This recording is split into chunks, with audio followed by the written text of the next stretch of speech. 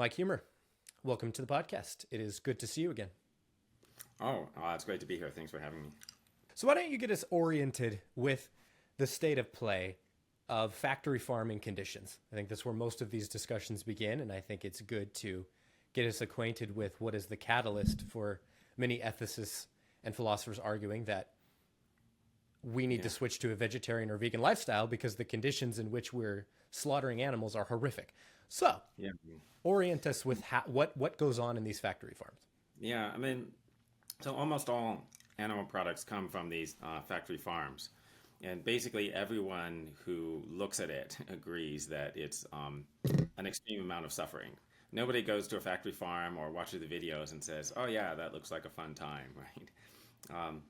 So, like they have the animals sometimes just stuffed into cages or just like packed in together so that they could barely move, right? Like living your whole life in this little cage.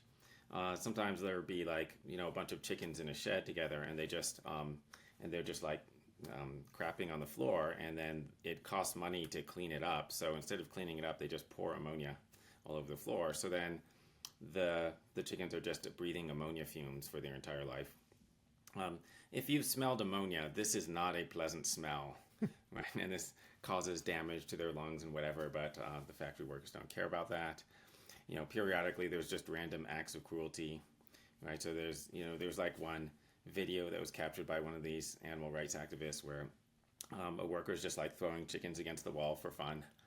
A supervisor passes by and says, hold your fire, while he's walking by, and then to carry on afterwards. And after he passes, they keep throwing the chickens. So, okay. They have things like they cut the end of the chicken's beak off to prevent the chickens from pecking each other. And there are nerve endings in the beak. So, probably feels like having a part of your body chopped off, without anesthetic. They do this thing to pigs that they cut off the end of the pig's tail.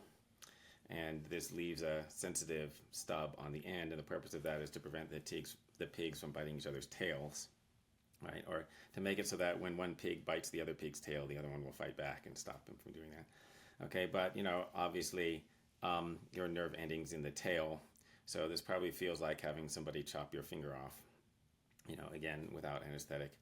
So this sort of thing is just going on, and that's almost all of the meat that we buy.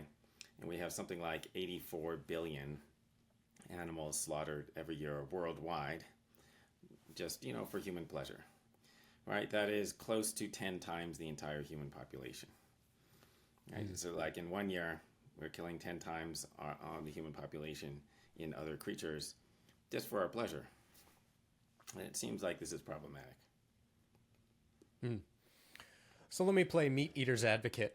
I don't think animals have any conscious experience whatsoever. So yes, you're right that it certainly looks horrific, but internally for an animal, there's nothing going on. So there's no suffering involved. Why am I wrong, Mike? Yeah, does anybody think that? Apparently Descartes thought that, but does anybody think that? Suppose that I announce that I think that other people don't have any conscious experiences, and therefore it's fine for me to just beat the crap out of other people or torture them or whatever. It won't even count as torture because they don't have any experiences. Prove me wrong. Okay, well, in some sense you can't prove that anybody other than you has conscious experiences.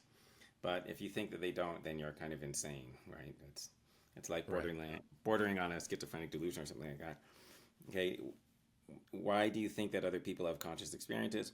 Basically because they act like they have conscious experiences. Okay. Now, in the case of people, they can describe their experiences, so you're able to know more about their experiences. But like even with a baby who can't describe his experiences, you wouldn't torture the baby, right? Because, and by the way, if it even might have conscious experiences, you better not torture it, right? Right. Yeah, so animals will react in the same way as people, except for verbalizing. They will not say, stop doing that, but they will like scream in pain, try to get away. They'll do the same things that you would do, right? Like, if you burn your hand, then you pull it away and whatever, make some sound. And if you burn an animal, the same thing happens. Right. Now, how do we know that the quality of experience for an animal is akin to our own. I could see someone contending that certainly as we go to lesser and lesser complex life forms, it seems plausible that they will have simpler and simpler forms of conscious experience.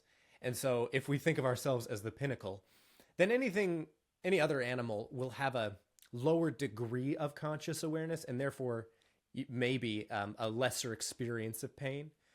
Is there anything going for that argument?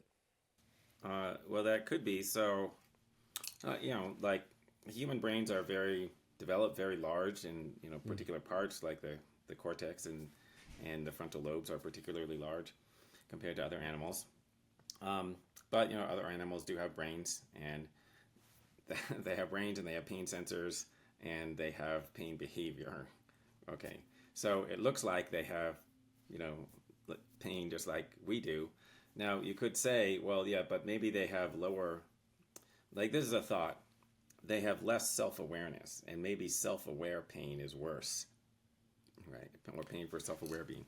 I don't know, like maybe they're more aware of the pain or something because they have this second order awareness of it, whatever.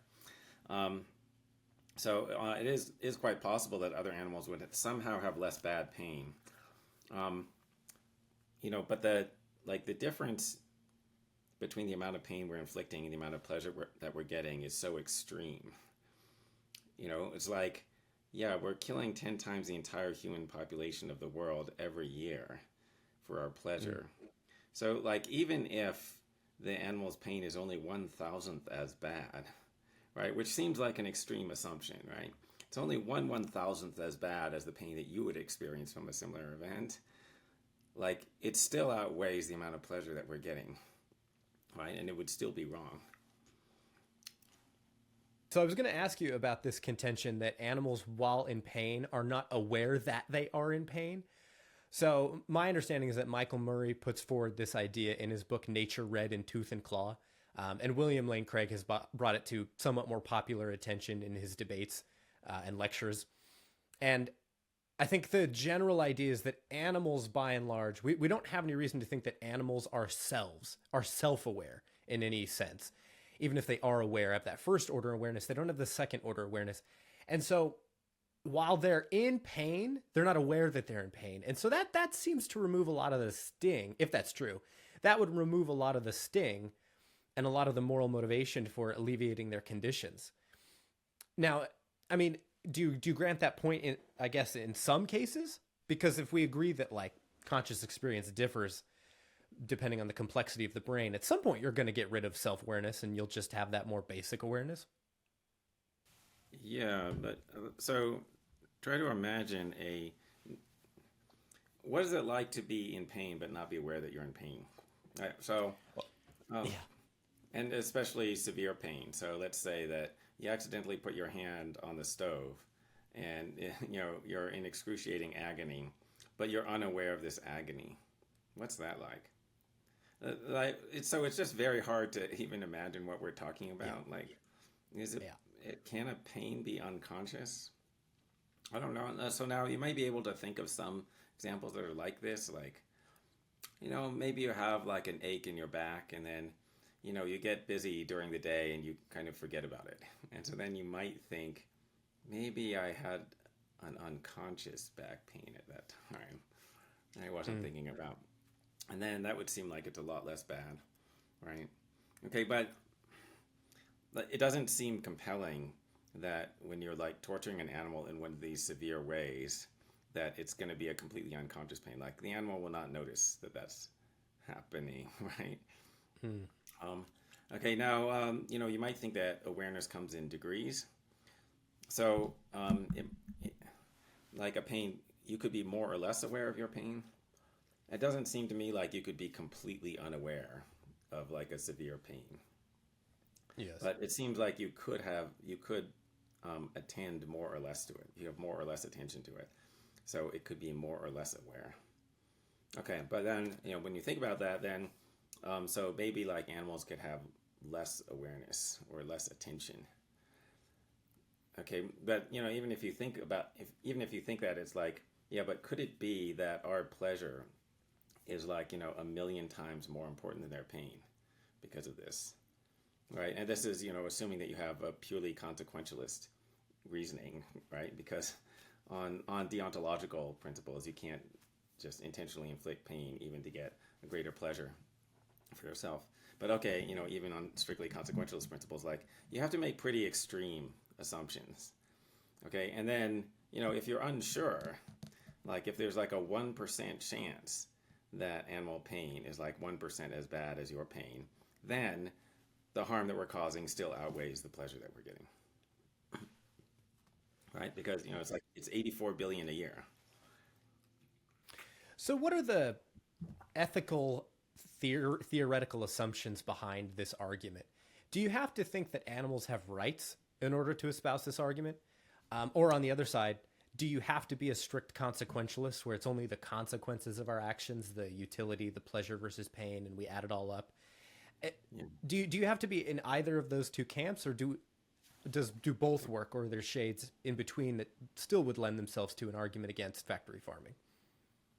Yeah, good question. I think basically any reasonable ethical view leads to the same conclusion. So some people believe that animals have rights, like Tom Regan, right? Similar to our rights. There's no general agreement on like what the basis is for having rights. There's not even really a general agreement on whether rights exist. Okay, but among people who believe in rights, there's not a general agreement on what is the basis for rights. So, okay, right. You could think that animals have rights. In that case, what we're doing is like a whole bunch of rights violations, and it's just super wrong. But, if animals don't have rights, then presumably you do some kind of consequentialist reasoning. But, like, the negative consequences that we're causing all the time are just, like, so much larger than the benefits that we're getting that on the consequentialist calculation, it still comes out wrong. Right, so it's just hard to see any ethical view on which the thing that we're doing comes out as being acceptable. What's the reason for thinking that animals have rights? I mean, I guess in general, what's the reason for thinking anything has rights? Off the top of my head, it would seem that only like people can have rights.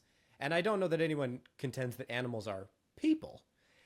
So how would you ground rights in non-persons? They just seem to be tied in together, but maybe not. Yeah. I mean, you might think that rights are grounded in interests. So maybe interests or maybe desires or something like that. So you have to have an interest in something in order to have a right to that thing. Or you also maybe you have to be capable of having desires about a thing in order to have rights in that thing. But, animals would qualify on both of these accounts. Now, why would it be tied to persons? I don't know. Like maybe you think that we have to have a special sort of respect to persons. Maybe you think that persons are ends in themselves, like Kant said. Right. Okay. But then you have to treat every person as an end in itself. Well, like, why wouldn't we think that all conscious life is an end in itself? And then in that case, we should treat all conscious living things as ends in themselves, and then they should have rights too. But it's really hard to say, right? Now, like, I have some sympathy with the rural utilitarian account, which would be, like, the reason we have rights is a set of social rules which incorporates rights, so which incorporates certain constraints on how you're allowed to treat other people will have the best overall consequences. Like if it becomes the conventional morality. And so it will, yeah. So like even though there might be particular circumstances in which you can produce better consequences by violating one of these constraints, just for society to say that you're allowed to violate the constraints would have worse consequences. Right. Yeah, sort of social rule utilitarian view. Okay, so I don't know, that might be right. And then you might think, how does that apply to animals? Maybe it doesn't apply the same way to animals, right? Because it's sort of like, well, if the social rules for animals are different, that's not going to produce any negative consequences, right? Like we have this constraint on how we're allowed to treat each other, but we don't apply the constraints to animals and we just apply consequentialist reasoning to animals. Maybe that would have the best overall consequences. Okay, so then like there would be a case for the animals not having rights. But I don't really know if any of this is right, rural utilitarianism is controversial. It's like it's my favorite rationale, but I don't know if it's correct or not. So, Well, and if you're a rule utilitarian, why do you need to get to the conclusion in the end that we ought to adopt this framework of rights? Like, if you can uncover the correct ethical results, even without this sort of fiction that we're supposed to adopt of rights, well, then that's fine.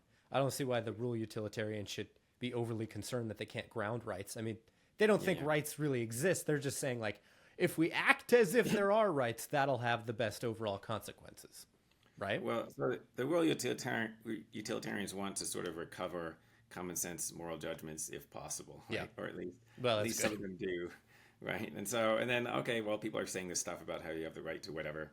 Okay, but the real utilitarian interpretation of the talk about what you have a right to do, like it would just be given in terms of permissibility, right? Like, oh, you have a right to do A means it's permissible for you to do A, and it's not permissible for other people to interfere with your doing A, or something like that. Maybe there's some other stuff there.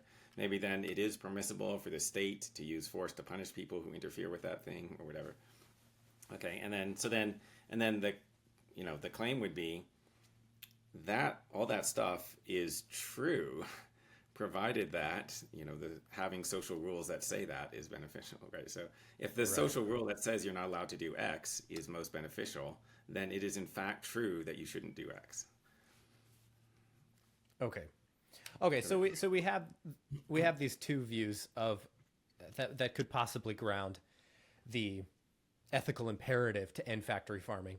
On the one hand, you might give a strictly rights-based account and say that it's just intrinsically wrong to subject animals to this kind of condition. I think you could still give this like deontological underpinning, probably without actual appeal to rights. You could just say it's intrinsically wrong, that is of you. But on the other hand, you might say it's not necessarily intrinsically wrong. It's just that the consequences, the pain and suffering that it produces vastly outweighs the gain. And therefore, for that reason, as a consequentialist, we shouldn't engage in this action. So that's a broadly correct characterization of the landscape, right? That's right. Yeah, that's how I see it. Okay. And so, where would you fall along this continuum of views? Is it rule utilitarianism? Well, I have some sympathy with rule utilitarianism, in which case I think the animals probably don't have rights. But I don't really know. So, like, I feel like, well, if animals might have rights, then maybe you should be careful, about torturing them. But it's like, well, we don't have to figure that out, actually, since both views lead to the same practical consequence. Right. So let's do the thing that both views support. I mean, it would, I guess, it would affect some debate. So, like, maybe some animal experimentation could be justified. I'm not even really sure about that because I'm not sure that it even produces better consequences, right? But anyway, if you can kill one animal to save two animals, can you do it? If they have rights, then I guess you can't do it. But if they don't have rights, then you can. And I guess my general tendency would be to say, yes, you can. So, I don't know. Could you kill a dog to harvest its organs to save 5 other dogs? I'm not sure, but I would tend towards saying yes, you could. But I don't have like a really compelling argument for that. That's sort of an intuitive reaction, and it's consistent with the rule utilitarian view. I think one reaction that's fairly common to arguments like this is that these arguments, if successful, seem to lead to the conclusion that humans and animals are on a par in terms of the consideration we ought to give them in our moral deliberation. That like we probably want to say that human beings or persons more generally matter more morally. They have more morally relevant concerns than animals, or something like that. They're more intrinsically valuable. Someone might often say. Yeah. Notice how I'm distancing myself from everything like that. Yes. So what do we say to that? I mean, that seems intuitive to me. I can say that people, whether humans or if there are other kinds of people, alien civilizations, they will matter more. They'll have more intrinsic value than animals or non-human entities.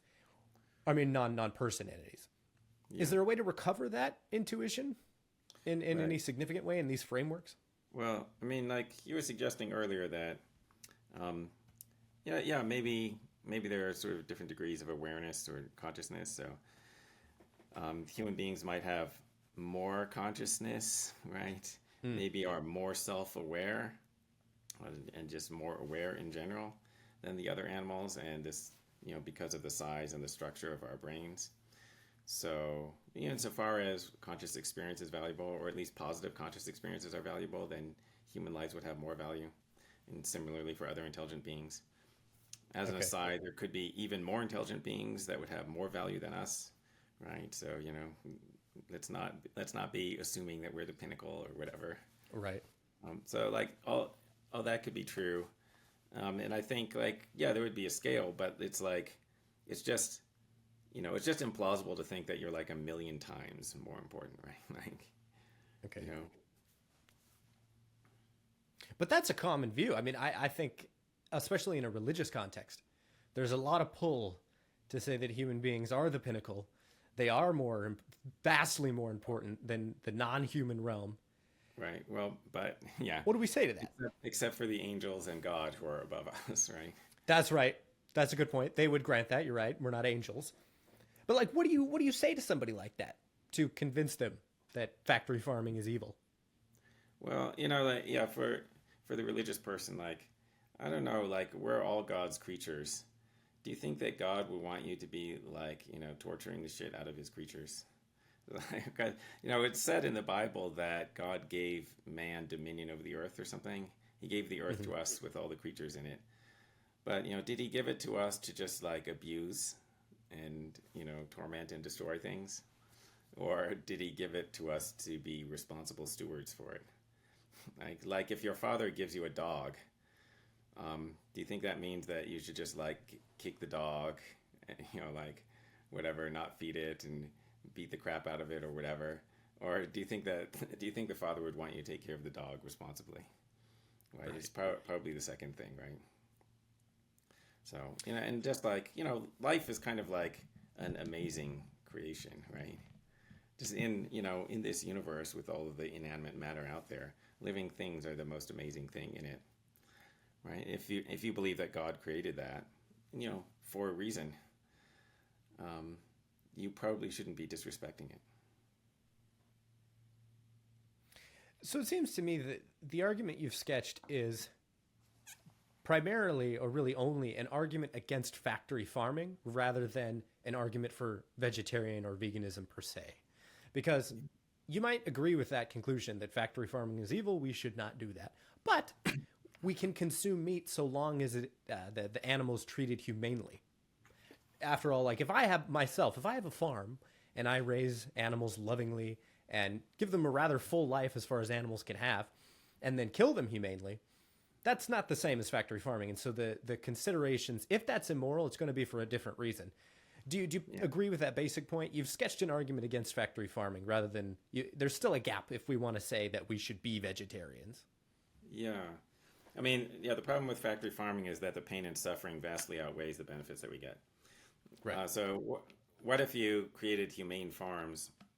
Um, and I put it this way because, um, like the fact that something says, whatever, cage free or free range or something does not mean that it is in fact humane.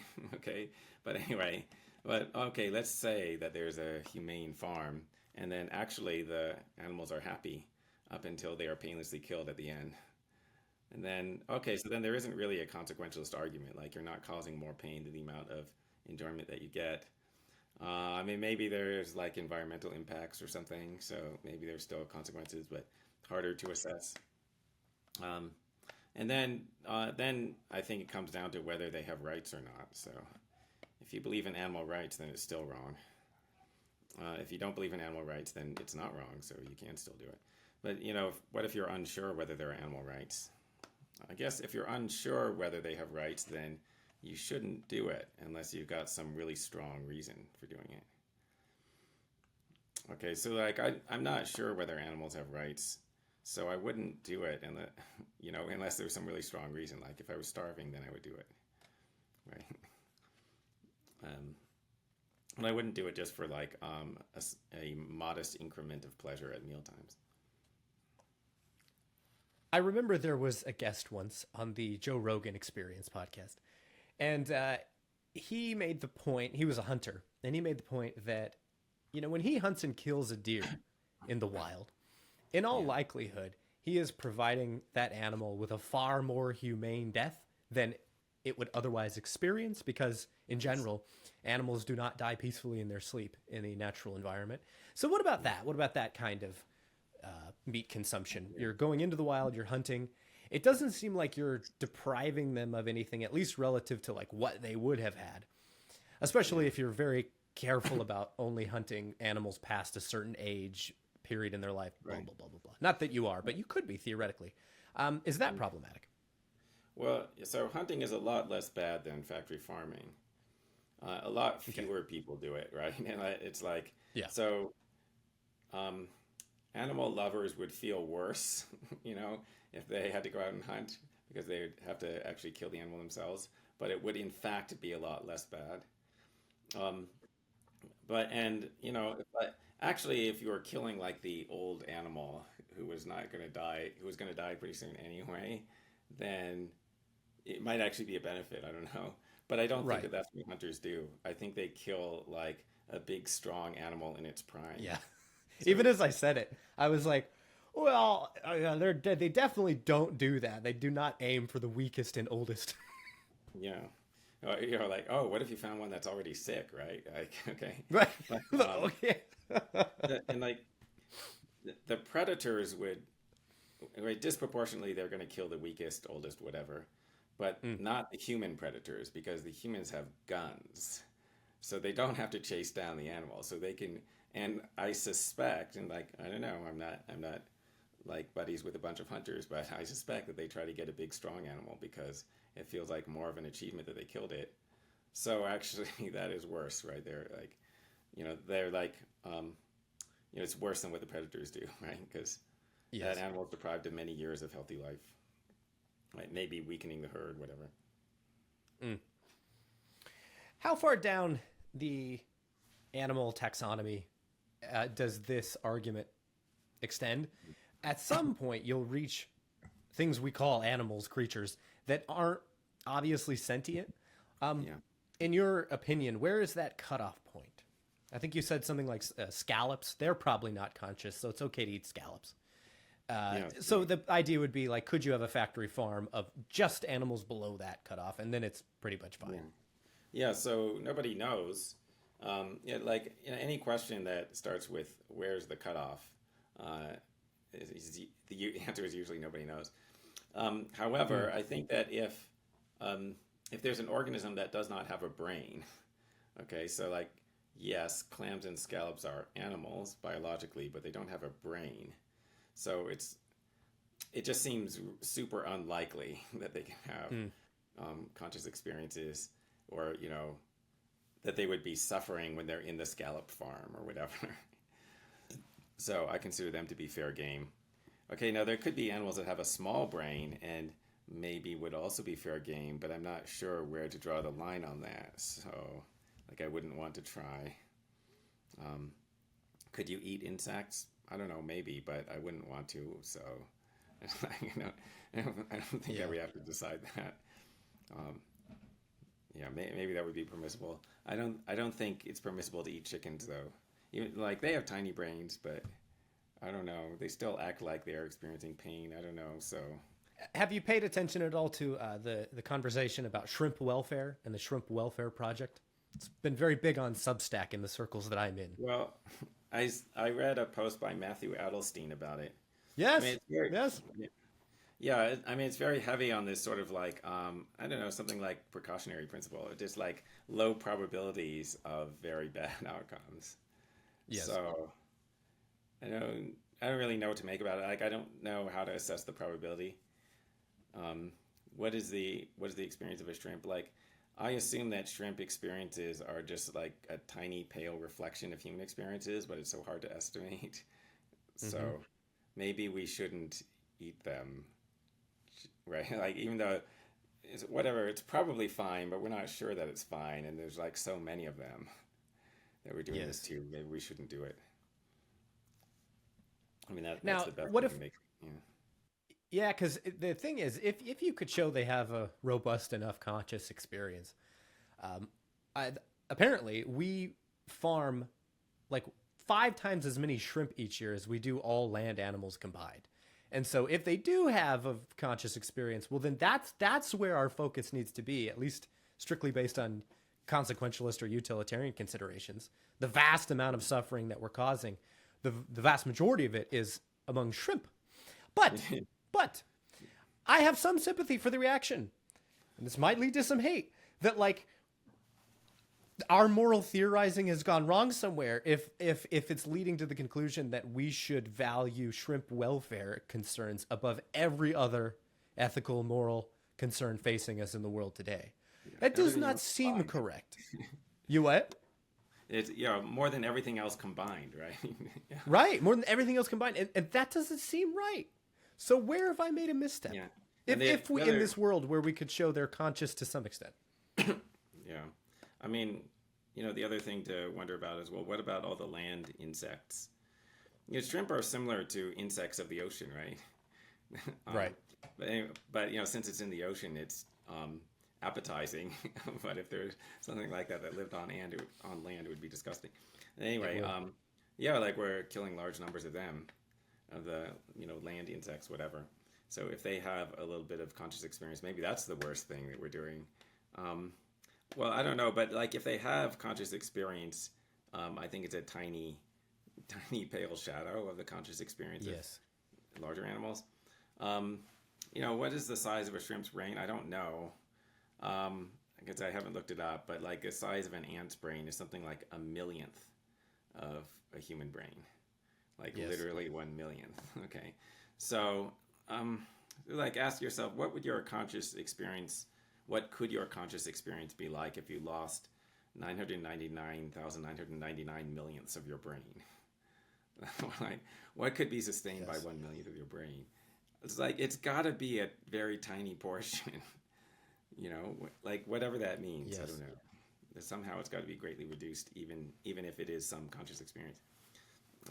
I agree with you, and that may be the best kind of resolution to the implication is that, like, we seem to be intuitively aware to some degree, to the extent that we can tell when something's conscious by pain awareness. And by the way, I can tell you're conscious. It seems you'd have to grant we can at least gauge some of the time when things aren't conscious, like a book or a table or a cup. Yeah, there are going to be gray areas where it's not clear, but shrimp seem to fall closer to they're probably not conscious and we can tell. I could be wrong. I haven't actually looked into any of the empirical evidence concerning their conscious awareness. But it just seems like the implications, if they are consciously aware, I don't see any way, like aware in such a way as to experience significant suffering.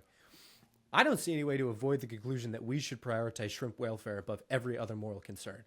But that just seems like so much the wrong result. Yeah. This reminds me of like a post from Scott Alexander where, well, he was talking about AI safety or something, but, he was talking about this way of thinking where you say, if this thing that this other person is telling me is true, it changes everything. And it's not obvious that it's true. And it would be really inconvenient if it changed everything.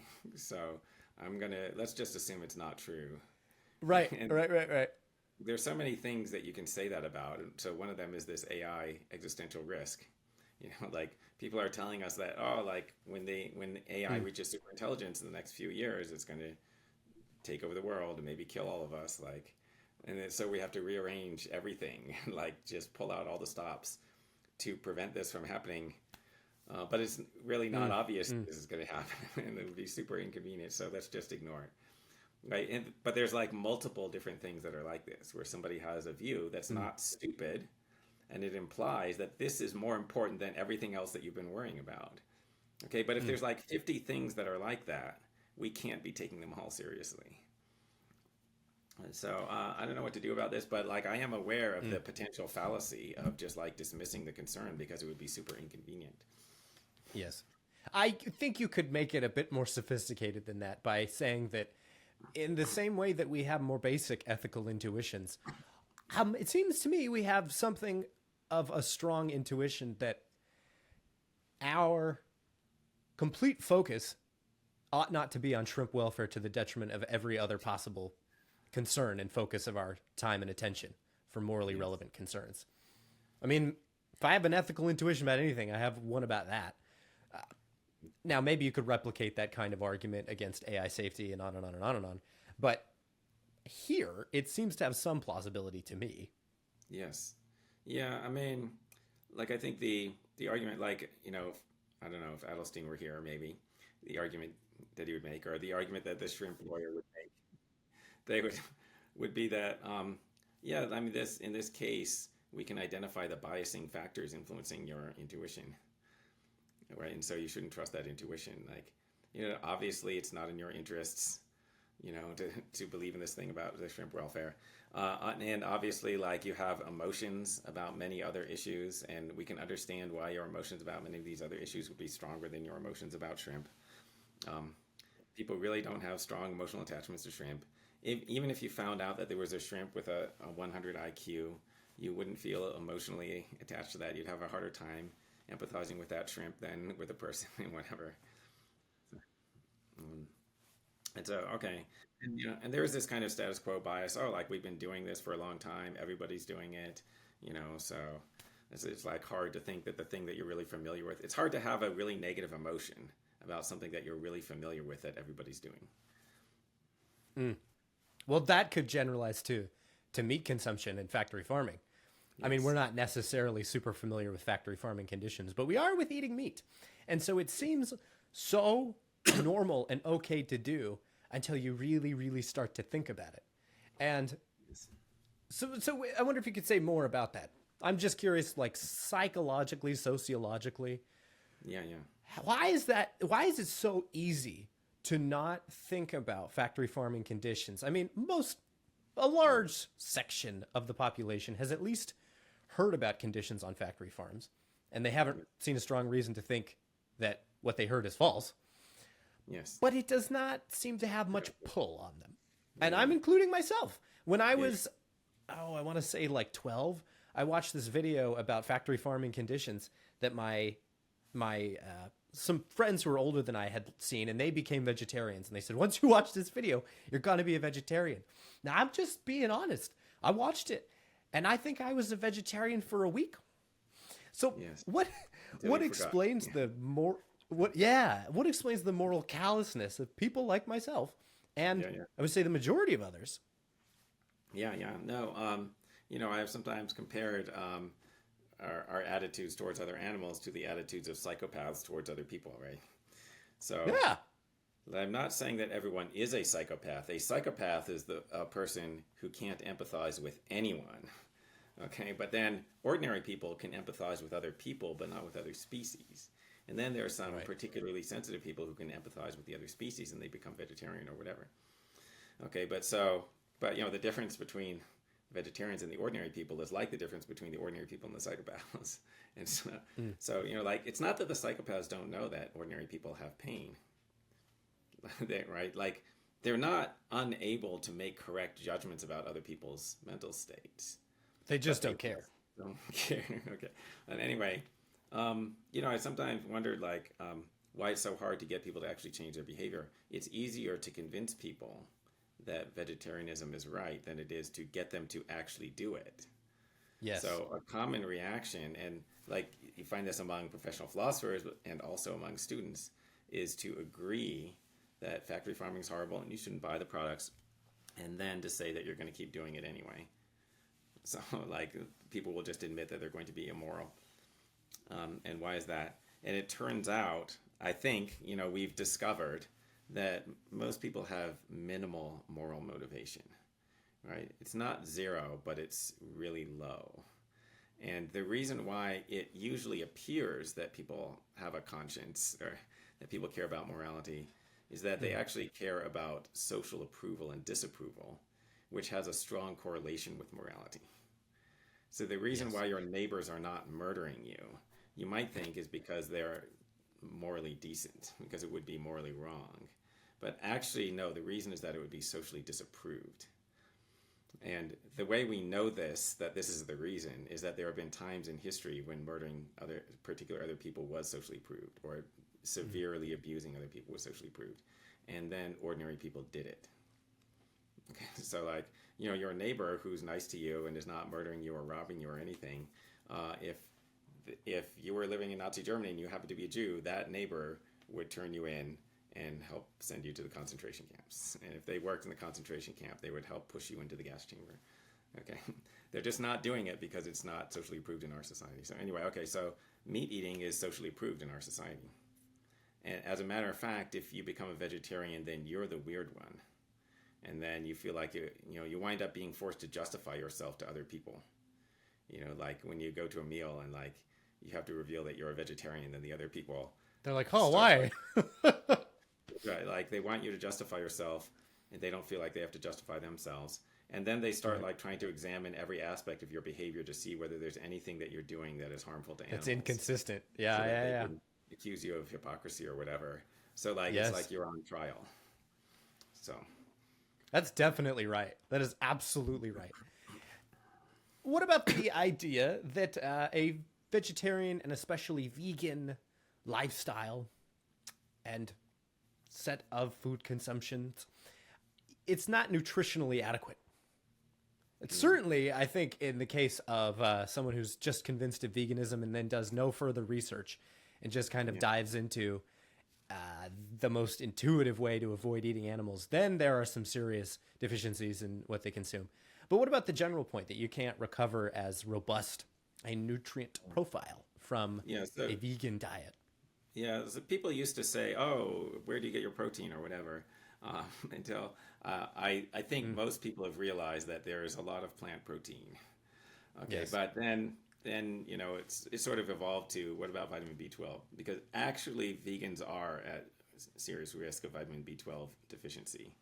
It is hard to get it, and well, if you don't make an effort, then you're probably going to be deficient. So let's just say, like, if anybody is watching this and becomes a vegetarian or a vegan, if you don't make any effort, you probably will be malnourished. Right. Okay.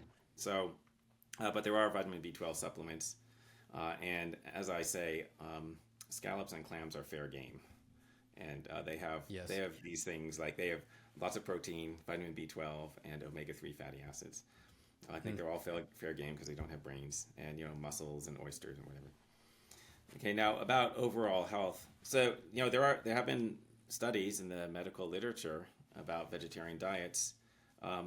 There are some micronutrient deficiencies that are more common among vegetarians and vegans, and then there are other different ones that are more common among meat eaters. But there, I found a meta-analysis. So for the second edition of my dialogues on ethical vegetarianism, I did find a meta-analysis that somebody did of kind of disease risk and mortality risk for vegetarians versus meat eaters. So like this is on page 120 of the book. So get the book and then read this. Go to page 120. Yeah. Okay, and it's a report of the risk ratio for various diseases for vegetarians compared to omnivores, vegetarians and or vegans. Okay, and the different studies study different things, different diseases, and some of them were about vegans, some of them are about vegetarians. Okay, but it turns out that the point estimates for the risk ratio for all of the diseases are less than 1. Okay, so risk ratio less than 1 means you have a lower risk of getting a disease, and risk ratio above 1 means you have a higher risk. Okay, so so in all of the studies, the estimate for your risk ratio is below 1 if you're vegetarian or vegan, meaning it reduces the risk of every disease that they studied. However, most of them are not statistically significant. So there's like a greater than 5% chance that it was just random variation.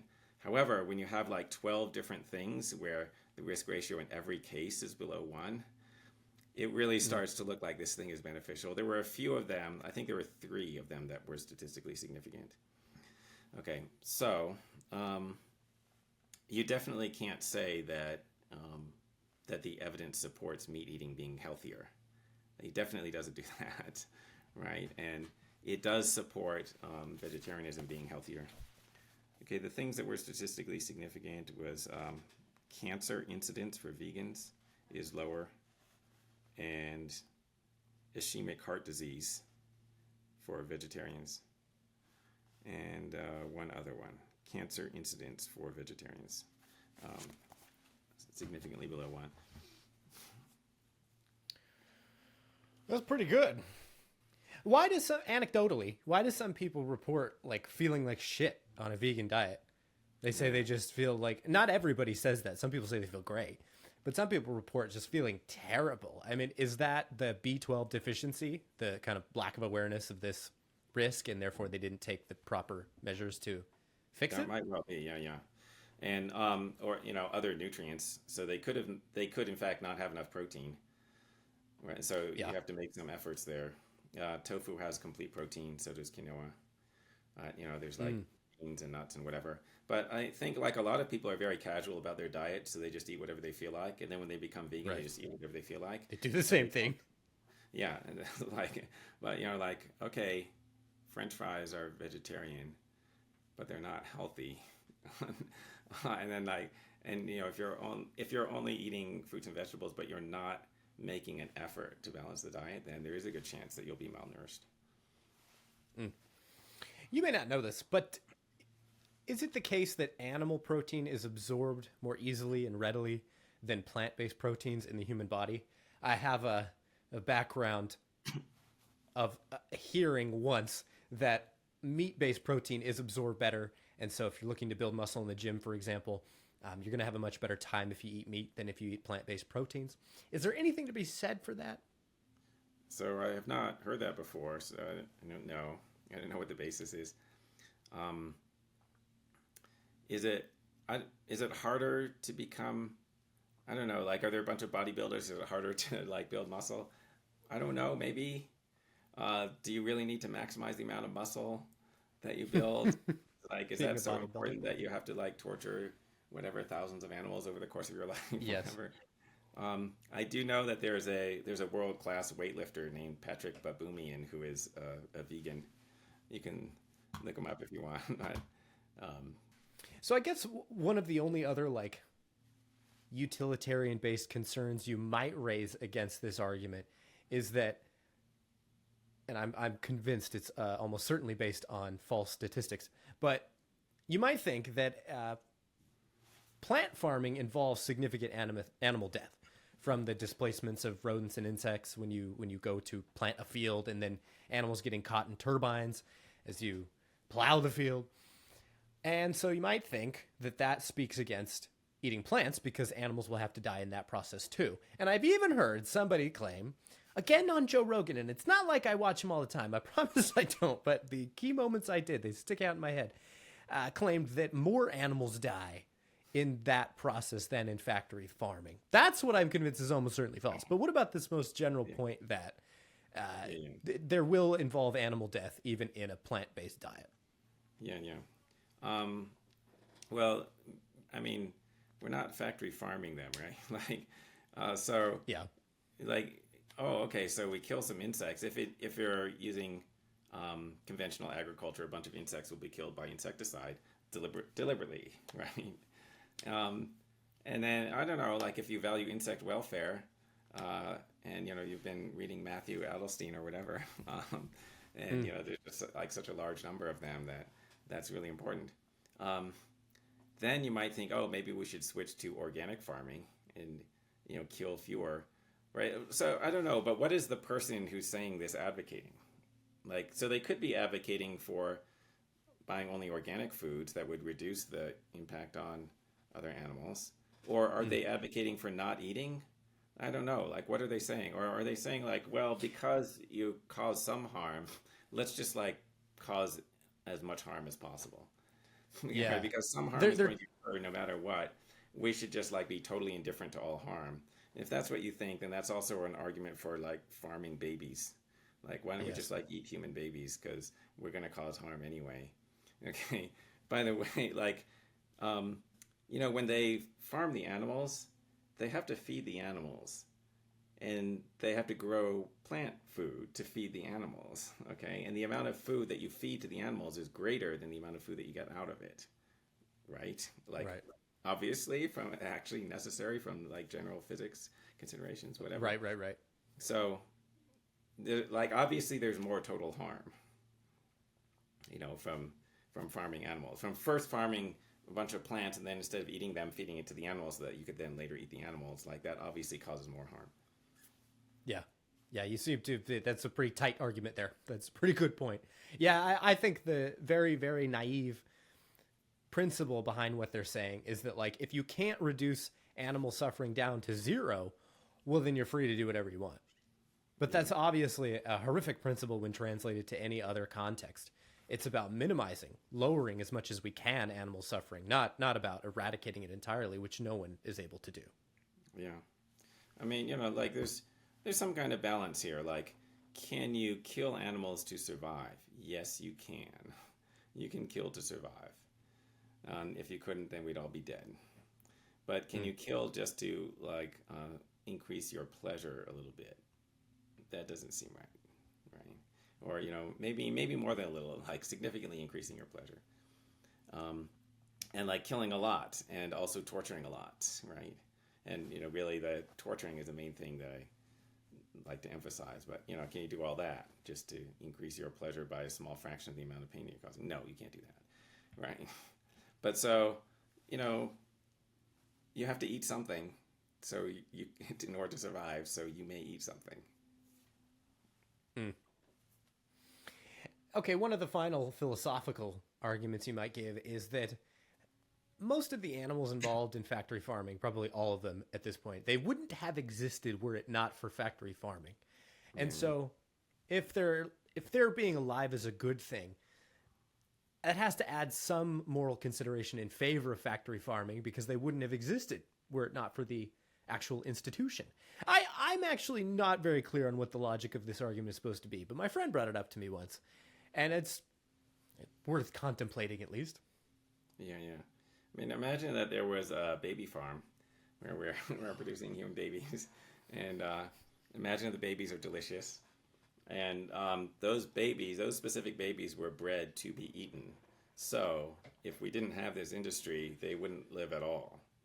So then somebody says, so this is totally fine because the babies are better off than if we didn't do this practice at all. So now just chow down, it's going to be fun. Okay. Now, right. Besides that it's disgusting, maybe you just have like a natural disgust reaction, you probably also think that it would not be permissible. Like, it would be morally wrong. This is not a good argument for it. That does seem analogous to the argument that you can torture and kill the animals because they wouldn't have lived otherwise. Like a comparable argument is so the baby thing is, pure fiction, but we did actually have a practice of breeding people to be slaves. So in America, there's some time when they banned the importation of slaves, and after that point, all new slaves had to be bred from existing slaves. And the people who were created by this practice would not have existed if not for slavery. So does that make the slavery practice okay? So no, right?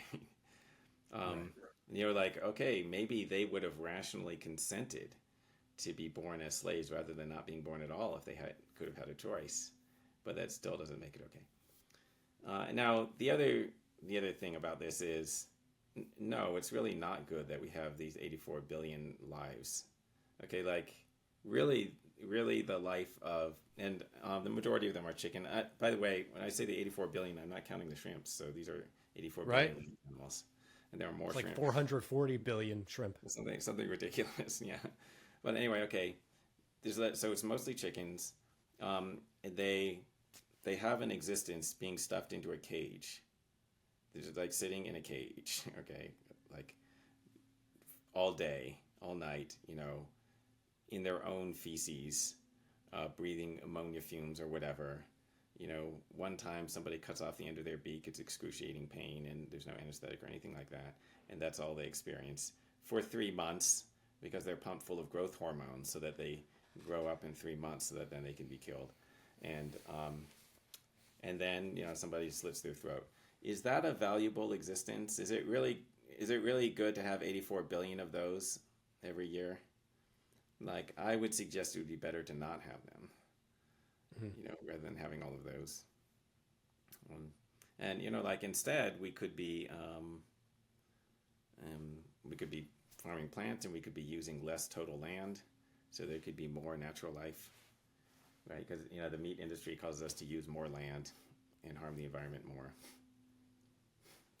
What do you think about the future of meat consumption in the world today? Do you think we're trending in a direction where someday or relatively soon, most people will be vegetarian or vegan? It's certainly, veganism is certainly more respectable today, I gather, I think, than it was even 20 years ago. Yes. So do you think that trend will continue as people mature in their moral reflections? So yes, when I was in college, there were few vegetarians, and there were virtually no vegans, and you didn't really hear about it. And it was like hard to get vegan food and whatever. There were not like at the restaurants, you didn't see listed the vegan options or whatever. So there's more awareness of it, although total meat consumption is increasing. However, the next development is synthetic meat, right, which already exists, but as far as I know, you can't actually get it in the U.S., right? Or like I've not been able to get it, but you can get it in Singapore. Okay, and so this is actual meat, like it's physically identical to meat from an animal, and they got it by like collecting cells from an animal and culturing them, and that is probably going to replace naturally grown meat, like meat from the animals. The reason I think that is that it's intrinsically more efficient. It's intrinsically inefficient to grow an entire animal just because you want muscle tissue. And so, if it's all made synthetically, then you can sort of adjust the characteristics of it. You can make it as lean or as fatty as you want, and sort of like just like whatever the consumers might want. So it could potentially be cheaper and better. So that is probably what's going to replace factory farming ultimately, right? But before that happens, there's going to be enormous, like many billions more animal suffering, right? Because we're not doing this as fast as we can, right? So it won't be ethical considerations that win the day. It's going to be practical ones, is what you're saying. Yes. Yeah, which seems right. When it's unequivocally in people's interests, most people will switch over to the synthetic meat. And then, like, when the last generation that was eating meat dies, then the next generation will probably come over to the ethical side, and they will probably start saying, yeah, like, I have no idea how our parents and grandparents could have been so immoral, so horrible. Like the way that we think about our ancestors who had slaves. Like, how could you do that to another person? Right, but we would have done it if we had lived in that time. It's quite chilling when you think about the fickleness of moral awareness and psychology among human beings. Yes, it is. Like when you think about the ordinary people around you who seem like decent people, actually, if they were in different circumstances, they would be doing horrible things to you or to other people or to other animals. They're still doing horrible things to the other animals, right? And the way that people improve over time is that the culture improves. It's so like our inherent nature, I don't know, like our biological nature has not changed very much, but our culture has changed dramatically. So now people are just taught that you can't enslave other people. That's wrong. And then someday in like maybe a future century, they'll just be taught that you can't torture any living thing for minor reasons. Right? And then they will accept that, and so then they will not do it. But it will still be true that if they had been taught the other thing, they would have been doing the other thing. Yeah, I think we underestimate the extent to which we are beneficiaries of moral luck. Just being born in the right circumstances so that we did not commit atrocities. I think people are very naive in their estimation of what they would do, what their conduct would be if they were born in circumstances X, Y, and Z, where the culture around you was doing horrible things. You probably would have too. Yeah. I mean, we are doing horrible things, but just not to other people. So if you'd been in a time when they were doing horrible things to other people, you'd be doing it to other people as well as other animals. Yeah. In the famous Milgram experiment, Is that the one where they had you press a button to subject someone to increasing amounts of pain in like the other room or something like that? That's right. Yeah, yeah. Yeah. So there's a person who's so you're supposed to be teaching somebody some information, and every time the person makes a mistake, you're supposed to shock them, and the person is strapped into a chair. So you press a button to give them electric shock, and then you're supposed to increase the voltage of the shocks as the mistakes continue. Okay, Mm. and so then and eventually the voltage and the actual purpose of the experiment is just to see how far people will go. Luckily, the person who's being shocked is not really being shocked. He's an actor who's pretending to be shocked. Okay, but anyway, and yeah, they're trying. The psychologist just wanted to see how far people would go, and it turns out that people will go all the way. Like 2/3 of people can be induced to give a 450-volt shock to somebody who has long since stopped responding and appears to be unconscious or possibly dead 3 times if an experimenter in a white lab coat insists that they have to do it. Right? And so the experimenter is very forceful. He does not use any actual physical force, but he just insists that you have no choice but to continue. Okay, so the people don't want to do it. They keep wanting to stop, but the experimenter keeps telling them they have no choice. They have to do it. Okay, and so like 2/3 of people will do it. And if it had been real and it wasn't just an actor, that guy would be dead. They would have murdered him. Okay, now Milgram described this experiment to an audience and like asked people what they thought would happen, and like almost everyone thinks that people would refuse to electrocute the subject. Okay, and that like only a tiny portion, like maybe 1% of people would go all the way because those are like psychopaths or whatever, and no one thought that they themselves personally would go all the way.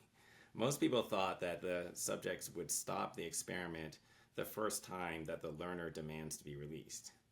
Like he says, "Let me out of here. I don't want to do this anymore." So most people thought that they would stop at that point. But in actual fact, most people did not. Okay. So we're wrong about ourselves and we're wrong about each other. Like we think that we're better than we are. And, like we think other people are better than they are. How does this relate to, not to throw a curveball here or a tangent, but how does this relate to ethical intuitionism? A lot of the things you're saying could be construed as serious reason to doubt the reliability of our ethical and moral reflections. They seem to be informed by so many non-moral factors that, like, how can we really trust our intuitions as a guide to, like, the moral facts? Yeah. It's not really that most people have incorrect intuitions, right? Like I was saying earlier, it appears that you can persuade most people of the correctness of ethical vegetarianism. Now, I say it appears that way because it appears that way in classes, in like ethics classes, when you discuss this, that you can get like almost everyone to agree that meat eating is wrong. However, students in an ethics class may be more persuadable by that professor than ordinary people are by an ordinary person. Okay, right. So be harder for an ordinary person to persuade someone. Okay, but anyway, it appears that you can persuade a lot of people that vegetarianism is correct, but they just won't do it. So it's not really a problem with their ethical intuitions; it's a problem with their moral motivation. Okay, that's fair. But it is still true that there are a lot of biasing factors on our ethical judgments. It's like, as we were mentioning in the discussion of shrimp welfare, like, like it's easier to empathize with beings who are similar to yourself, and that could influence your judgments. So, like that's true. And there's just there's a bunch of potential biasing factors. And so therefore what should we do? Should we not make any ethical judgments? No, we should reflect on our biases and try to correct for them. That's what we should do. Yeah. So do you have any practical advice for someone in that situation of being convinced by your arguments for switching to a largely vegetarian or vegan lifestyle, but can't seem to muster up the motivation to do so because the surrounding culture hasn't yet adapted to that being unacceptable? Do you have any practical advice? I don't know. Are there things you could do to make it easier? I guess I would suggest there's some there are vegan recipes that are surprisingly good. If you go to vegetarian or vegan restaurants, like a lot of the food is surprisingly good. So it might not be as difficult as you think it is, right? And then I guess, you could try taking gradual steps. You could try, well, okay, like what if you switch to only humane certified products? Right. So like if you go to Whole Foods, then you can find some products where it will say something like certified humane or something because some animal welfare organization examined the practices and said they were relatively humane. Okay, what if you tried that, right? And like, then you can think about further steps later, right? Like what if you started by cutting out meat and then, work on the dairy later, things like that. Well, Mike, you challenged me to reconsider my own dietary concerns. Let me ask that. Yeah, okay. We'll end on with one more question because now I'm curious. Surely you've heard of Alex O'Connor, and he was a prominent advocate of veganism. Yeah. Until it got to my rough understanding, having watched his video explaining this, is that he was until he got to a point in his life where major health concerns prevented him from sticking with a vegan diet. Yeah. So you might debate that. You might say, no, Alex, you're wrong. But I'm assuming he's just right. What about someone like me? This really is not going to sound that profound or good a point.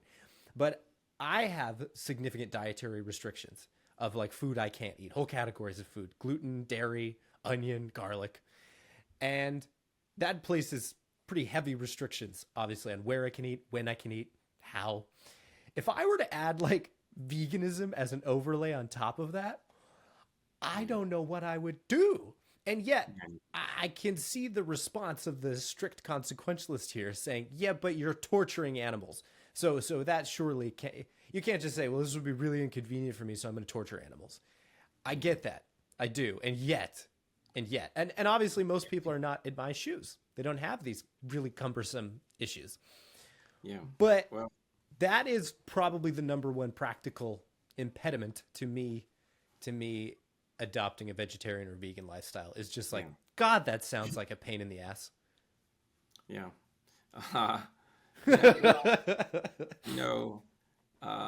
Suck it up. You probably have to endure a certain amount of inconvenience, but it might not be as difficult as you think. I'm also gluten-free, and vegan, so also no dairy. But or actually, no, not vegan because I think like the scallops and the clams are fine. Yeah. But anyway. But functionally, most of the time. Also, I kind of think that the humane certified eggs are okay. So, okay, but there's gluten-free bread and stuff like that. You do have to. Oh, and I eat it, and it's good. Yeah, like you don't need garlic and onions, dude. Come on. Anyway, there's a lot of, so far from what you said, there's a lot of food that's still left. You have to make some effort. But by the way, in this book, I put some nice recipes at the end, which maybe some things that I eat all the time. But there will be a link in the description to that book. I think it's a worthwhile read. Well, no, I think you're right. You've challenged me, and I will think through this more. And I appreciate you coming on today to talk through these issues. I hope that these, if nothing else, the segment on shrimp welfare, I hope that proves extraordinarily controversial and everybody watches. And so that would be nice. But thank you. Thank you for coming on. Thanks for having me. It's been great talking to you. Right. So you can get in these sort of inconsistent mental states, right, where you kind of believe something intellectually, but you have a lot of other attitudes that are inconsistent with the thing that you intellectually believe. That happens to a lot of people. So it's not exactly that they believe moral realism, but it's that they have other attitudes that fit with moral realism. So, it's like, well, they kind of sort of believe it, but they sort of don't believe it at the same time, right? And then the sophisticated anti-realist will just make up reasons why it really is consistent. Right? Like the smarter you are, the better you are at rationalizing your errors. Yes. Wait, say that again. So the smarter moral realist or non-realist will say. Well, in this case, the anti-realist needs to rationalize their inconsistent Yes. attitudes. So, but smarter people are better at rationalizing, and therefore it's harder to correct their mistakes. And so the anti-realist will just like try to come up with some excuse for why it's coherent that they care about animal welfare or whatever, or that they're making sacrifices, and they'll like, and it's easy to falsify some things. Like it's easy to sort of make up stuff like, oh no, it's just that my attitudes, actually my desire to not cause suffering to others is greater than my desire for the pleasure of meat eating, but it isn't really. Like, but we can't prove that it isn't. When we can't Right. prove that the actual reason is that you believe that it's wrong. You can't. You can't. You can just strongly suspect. And I think it's a similar critique that I would offer to like a Richard Dawkins figure who ostensibly says at bottom there are no moral facts to speak of, Yes. but then goes on to denounce all sorts of, in his view, moral atrocities concerning religious behavior, for example. Those two things don't sit well together. And you're right that like the smarter you are, the more sophisticated construals you can give of the relationship between the two things that make them consistent. But that does almost nothing for me to allay my suspicions that, Yeah, in fact, this is just inconsistent. Because you really do believe these things are wrong. Like, really. yeah, right. Even So I though don't know you what- don't want to say it. I don't know what Dawkins' view is, whether he'd be a non-cognitivist or a subjectivist or something. So, like, maybe he'd say, oh, yeah, when I say it's wrong, I just mean that it's contrary to our moral attitudes or whatever. And then, okay. But then, yeah, but why would you care so much about that?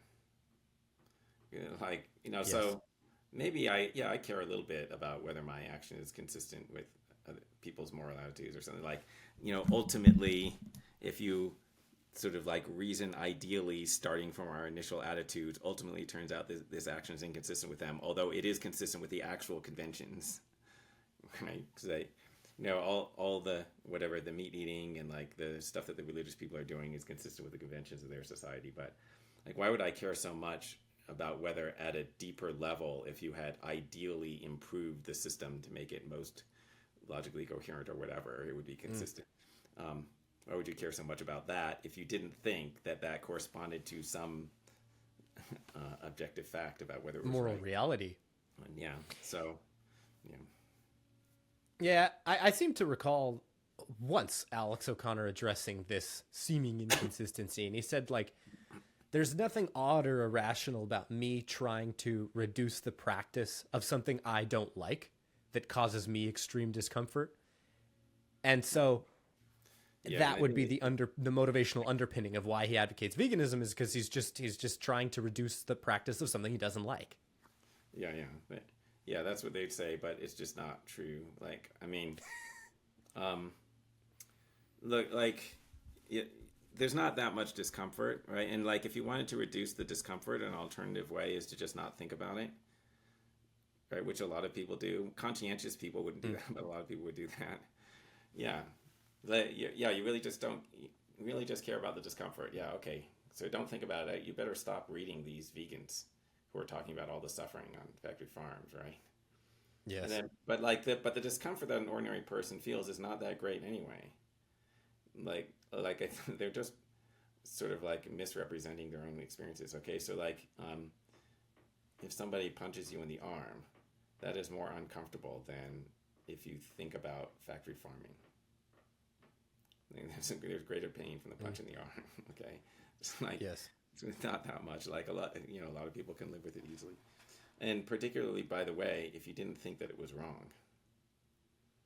Okay, so Right. like, there could be things that are sort of unpleasant, but if you don't think that they're wrong, then it's okay. So like, let's say, somebody has to go through a painful medical treatment. Maybe your kid has to go through a painful medical treatment, but you believe that it is necessary, so you do it. Okay, but if there's a similar amount of pain, but you believed that it was wrong, then you would not do it. And like, it's sort of like, it makes a huge difference to your motivation whether you believe the thing is justified or not, right? Right. Yeah. Yeah, I mean, I think that the point to be made is just that, like, okay, why do you dislike it? And I think if you keep pushing that enough, then your psychology, the chain of reasons that led you to this action will terminate in a belief that the thing in question is wrong. Like, you find it so distasteful, it's not going to just bottom out purely in further expressions of emotion or feelings. I think it has to bottom out in, I'm just so aware that like subjecting animals to this kind of cruel behavior is absolutely unacceptable. That will be associated with feelings for sure. But like that is a critical component that I just have to believe is there behind the feeling of discomfort or however you want to characterize it. Yeah. I think so a test case would be, I guess, comparing two people who have different moral beliefs but the same factual beliefs, and you would expect them to have different. Okay, and they have the same sort of like emotional attitudes, right? So now it's hard to think of a good case for this, but if we spent some time, we could probably think of one. But okay. So they both see the same amount of animal suffering. They're both uncomfortable about it, but one of them accepts an argument that says that this is justified, and the other one accepts an argument that says that it's not justified. Would they behave differently? They would behave differently. And like actually, after concluding that it was not justified, your reaction would get worse, of course. There is just some like sort of involuntary reaction to things. You have involuntary positive or negative emotional reactions to things, but also when you make a judgment, that affects your reaction. Oh, okay. This is related. Like when you watch stuff on in a movie, and then you feel sad or happy or angry or whatever, right? And that doesn't motivate you to do anything. Okay, so the non-intellectual, non-rational mechanisms in your brain are activating to make you feel these emotions, and you don't do anything about them because you know that it's not real. Right. Okay, so like that's how it should be if you're an anti-realist. Right. You have these emotions, but you should be like, okay, yeah, but I was just programmed to have that emotion. Doesn't matter. What is the chief philosophical justification for anti-realism? Like, I don't think it's the majority position, but like, why are a significant number of philosophers non-realists?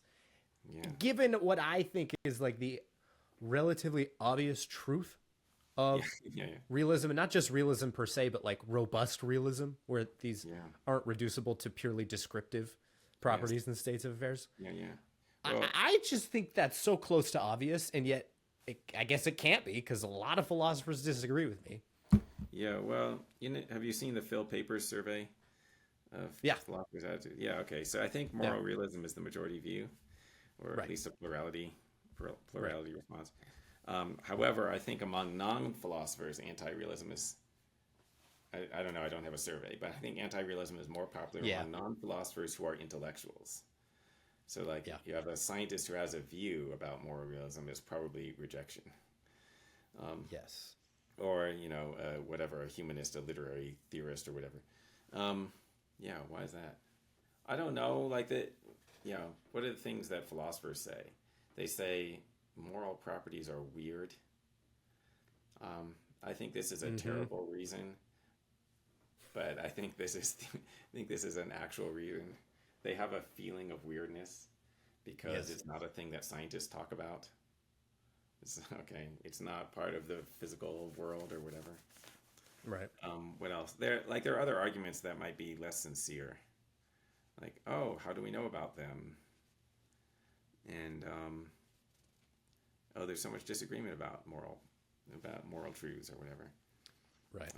And then like the most popular argument, this might be the most popular argument in all of philosophy. It's the argument from reason's internalism.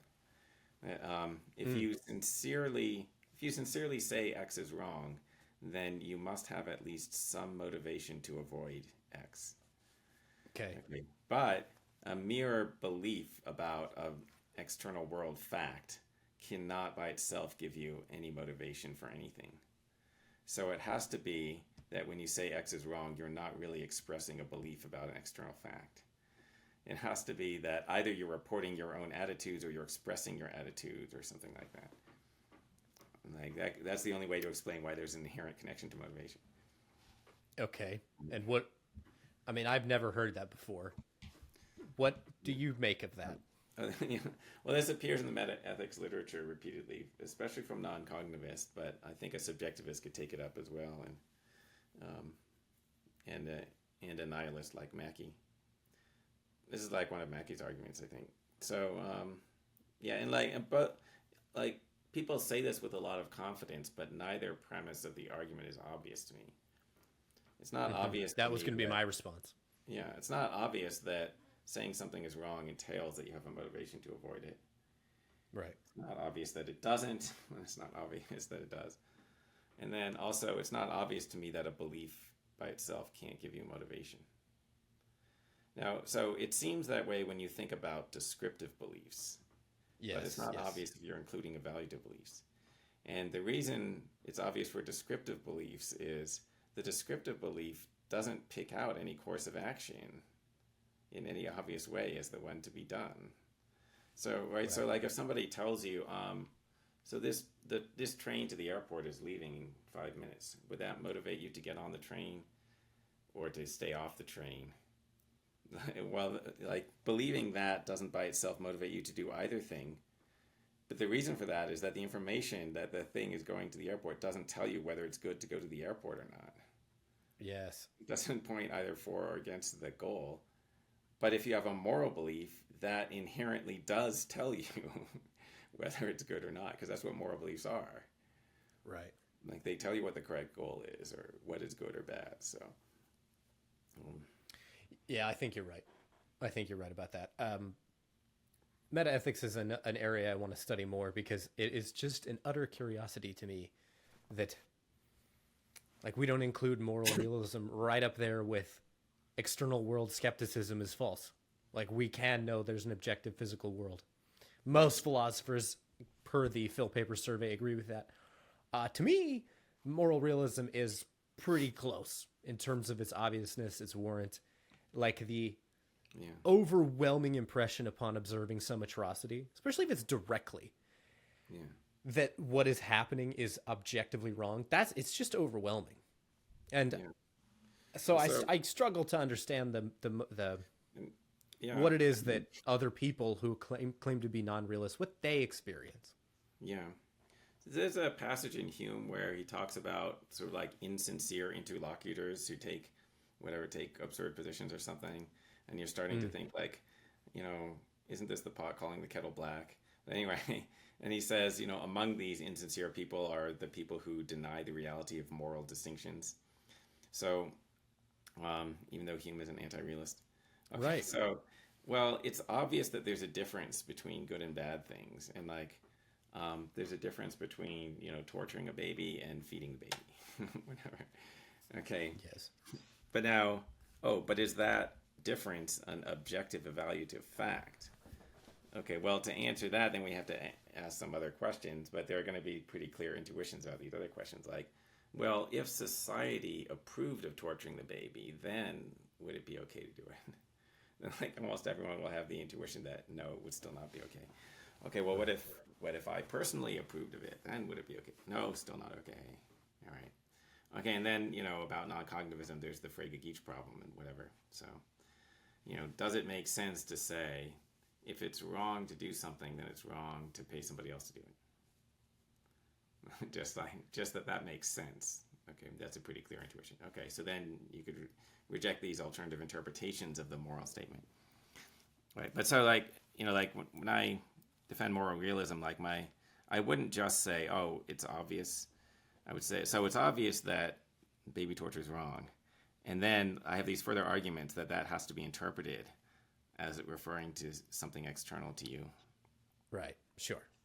Yeah, no, I grant that it's going to have to be more complicated to construct a philosophically adequate argument. But to me, just the base level warrant for a moral objectivism, a robust realism, is pretty strong.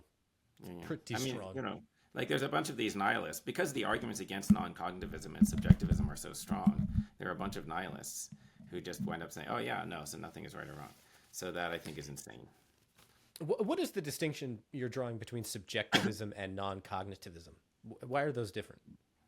So on the subjectivist view, moral statements are true or false, and their truth or falsity depends on people's attitudes. So, like maybe it's true when society, whatever, like maybe something is wrong when society disapproves of it, right? Or maybe it's wrong when the speaker disapproves of it or something like that. But it would actually be a fact. There are facts about what society approves of or whatever. And then on the non-cognitivist view, there are no facts because you're not making any assertion. Okay. So then that's why it doesn't make sense to say if doing something is wrong, blah, blah, blah, because an if-then statement requires a proposition for the antecedent. Right. So on subjectivism of certain kinds anyway, to say that X is wrong is to say, I don't like X, and that is a claim that can be true or false? Yeah, that's truth or value. Well, that's a fact. But it's not an objective fact. It's a subjective fact. It's a fact about your own attitudes to the thing. That's a helpful distinction. That's a helpful distinction.